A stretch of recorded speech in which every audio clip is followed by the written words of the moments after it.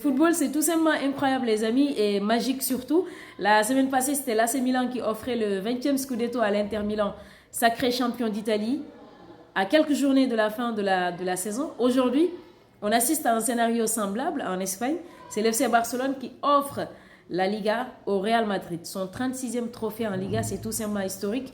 Donc, suite à la défaite face à la Gironde sur le score de 4-2, on va revenir sur ce match, mais juste avant cela, je tiens vraiment à féliciter les fans merengues. Je tiens à féliciter vraiment le Real Madrid, Carlo Ancelotti surtout, parce que pour moi, il a joué un rôle très important pour cette équipe-là du Real Madrid, parce que tout le monde sait qu'après le départ qu'après le départ de Zinedine Zidane, c'est une équipe du Real Madrid qui avait complètement peut-être perdu ses repères, mais malgré tout, ils arrivaient quand même à gratter quelques trophées. C'est le Real Madrid.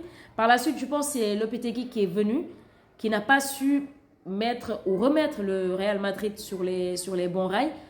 Et après, Carlo Ancelotti est revenu. Je pense que c'est comme ça, si je me trompe. Après, vous pouvez me rectifier si je me trompe.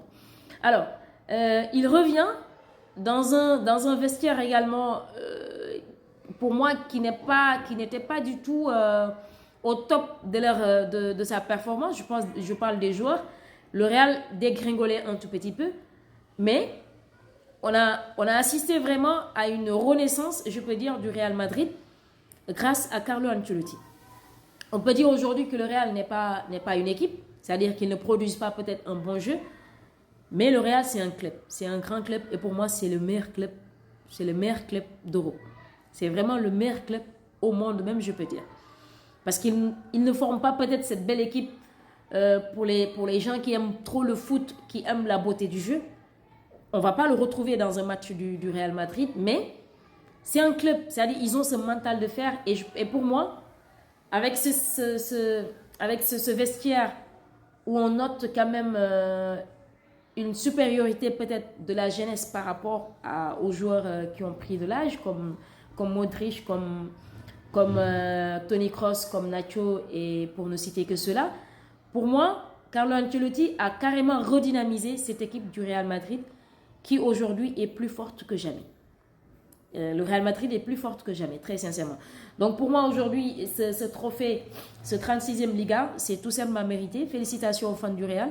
On va revenir sur ce match entre la Gironde et le FC Barcelone. Défaite des Catalans encore sur le score de 4-2. Et moi, la question que je me pose, c'est quoi le projet de Laporta? Pour moi, Laporta n'a pas de projet. Parce que quand on a un projet, on veut redynamiser toutes les choses. On n'a pas des joueurs comme Luka Modric, on n'a pas des joueurs comme Toni Kroos. Il faut tout raser. Il faut tout raser. C'est-à-dire que dans ce cas de figure, tu n'as plus besoin d'expérience. Parce que quand on parle d'expérience, alors que Lewandowski est le plus âgé, ou bien, comment il s'appelle, Sergio Roberto également est dedans, c'est les joueurs qui ont de l'expérience. Gundogan est là-bas, mais qui ne servent absolument à rien. On n'a pas besoin de cela. C'est soit vous décidez d'avoir un projet basé sur la jeunesse, vous faites confiance à la jeunesse, surtout de la Masia. Quand on parle de jeunesse de la Masia, on a Pedri, non, il vient de Las Palmas. On a, comment il s'appelle, Gavi. On a Fermin.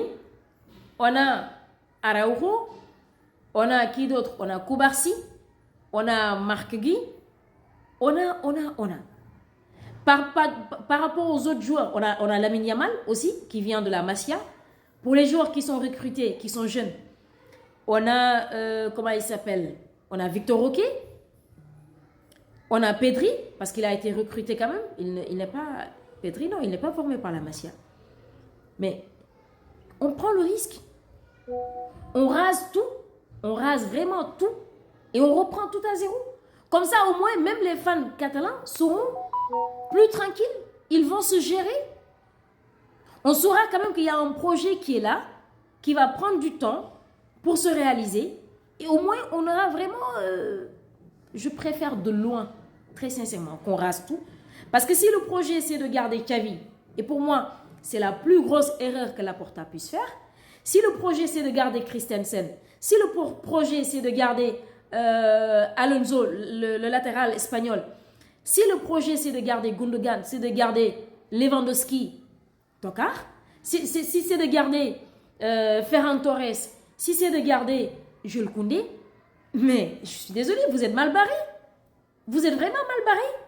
Aujourd'hui, ce match, comment on peut, en l'espace d'une minute ou de 2 minutes, encaisser 2 buts?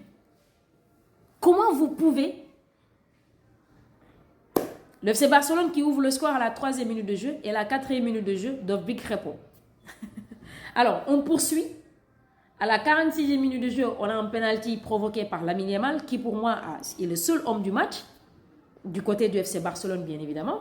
Lewandowski, le tocard, le transforme, ok, il n'y a pas de souci. On revient au vestiaire.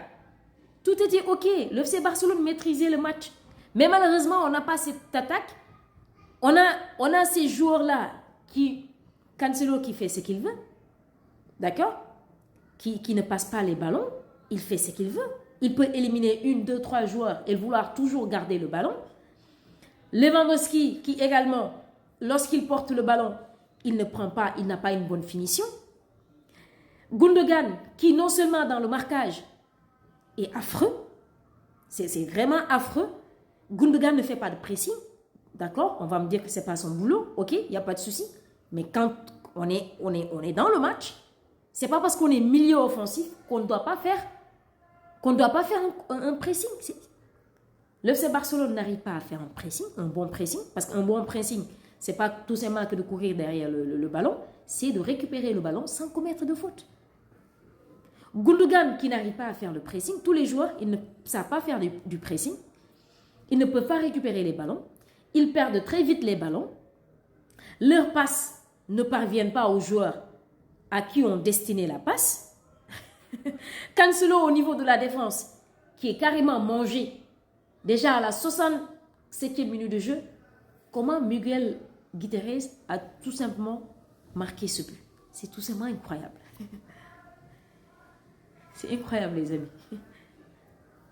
C'est incroyable, c'est incroyable.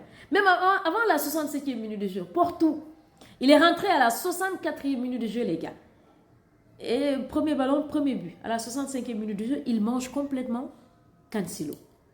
2 minutes après, donc il revient au match à la 65e minute de jeu. À la 67e minute de jeu, il renverse tout en 2 minutes. En l'espace de 2 minutes, il renverse tout. Et le 4e but de Porto, qui pour moi est le meilleur but de cette saison, le plus beau but de cette saison.